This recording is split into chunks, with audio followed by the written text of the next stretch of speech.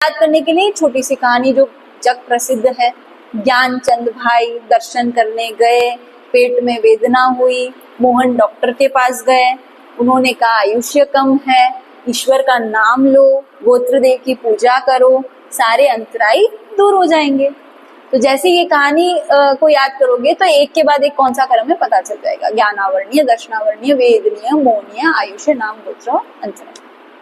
अब बोलते कि इन 8 कर्म को देवेंद्र सूजी बोलते कि तुम लोग समझोगे कैसे कि ये लोग क्या स्वभाव वाले हैं, ये लोग क्या काम करते हैं। तो उसके लिए उन्होंने 8 उदाहरण बता दिए कि भाई तुम इमेजिन करो कि अगर तुम रास्ते में चल रहे हो और कोई तुम्हारी आंखों के ऊपर पट्टी बांध देगा तो तुम जान पाओगे कि तुम्हारे इर्द गिर्द क्या हो रहा है? नहीं जान पाओगे। तो वैसे ही ज्ञानावर्णी कर्म ने आत्मा के ऊपर पट्टी बांध दी है कि आत्मा जान ही नहीं पाती है, अज्ञान दशा में ही तो पाप कर रही है। आत्मा को कितना भी समझाओ तो भी समझ ही नहीं आता है, उसको घुसता ही नहीं है अंदर। क्यों नहीं घुसता है? क्योंकि इतनी अज्ञान दशा है। अज्ञान गाढ़े अंधकार की तरह है, जितना गहरा अंधकार होगा उतनी तेज लाइट करनी पड़ेगी आपको। तो अंधकार को भगाने के लिए क्या करते हैं हम? दिया जलाते हैं, लाइट चालू करते हैं, है कि नहीं? अब जैसे ओस वगैरह हो तो कितना गहरा अंधकार हो जाता है, लाइट का प्रकाश फैलता भी नहीं है।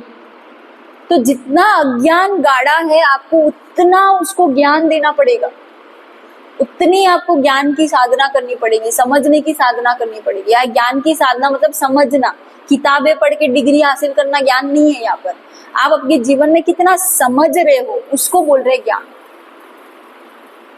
तो जितनी अज्ञानता है उतने ज्ञान की आवश्यकता है। तो अगर आपकी आंखों पर अगर पट्टी अगर हल्के कपड़े की बांधी हो तो आपको थोड़ा थोड़ा तो अंदाजा आ ही जाता है कि भाई क्या हो रहा है वहां पर। मोटा कपड़ा होगा तो, इतना मोटा होगा तो बाप कुछ ही समझ नहीं आएगा। तो आपका ज्ञानावर्णी कर्म आपके ऊपर पट्टी बांध रहा है और आपको कुछ समझ नहीं आ रहा है, आपको पता ही नहीं चल रहा है मैं इस रास्ते जाऊं कि इस रास्ते जाऊं। कभी लगता है कि इस रास्ते से जाऊंगी तो मोक्ष मिलेगा, कभी लगता है इस रास्ते से जाऊंगी इस रास्ते, कुछ पता ही नहीं चल रहा। आंख पे पट्टी होगी तो रास्ता क्या पता चलेगा, गलत डायरेक्शन में जाएंगे, है कि नहीं?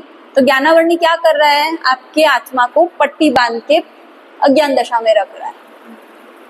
फिर दर्शनावर्णी क्या करता है? तो बोलते हैं वो द्वारपाल के जैसा है। जैसे आप अंदर जाना चाहते हो तो आपको बाहर खड़ा हुआ द्वारपाल रोकता है कि नहीं? अरे आपकी एंट्री नहीं है भाई, कहाँ है आपका एंट्री पास? कहाँ है? हर कोई अंदर एंट्री नहीं कर सकता है, हर कोई नहीं मिल सकता है। अरे भाई मिलने के लिए अपॉइंटमेंट चाहिए, बहुत कुछ इश्यूज क्रिएट करता है। तो दर्शनावर्णी आपको दर्शन करने नहीं देता है, आपको देखने ही नहीं देगा, इसलिए कहते कि द्वारपाल समान है।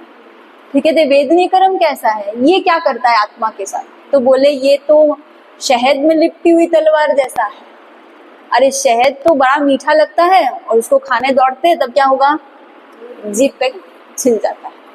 तो संसार के सुख कैसे है? शहद की तरह है, जीव भागता है उसके पीछे, पर जैसे वो उस सुख को पकड़ने जाता है तुरंत वो सुख दुख में बदल जाता है। जितने भी संसार के सुख है वो दुख को साथ में लेकर ही आते हैं, कंपल्सरी है। इससे शाता के साथ अशाता आने ही वाली है। और इसीलिए कहा कि मधु से लिपटी हुई तलवार की तरह है वेदनीय कर्म।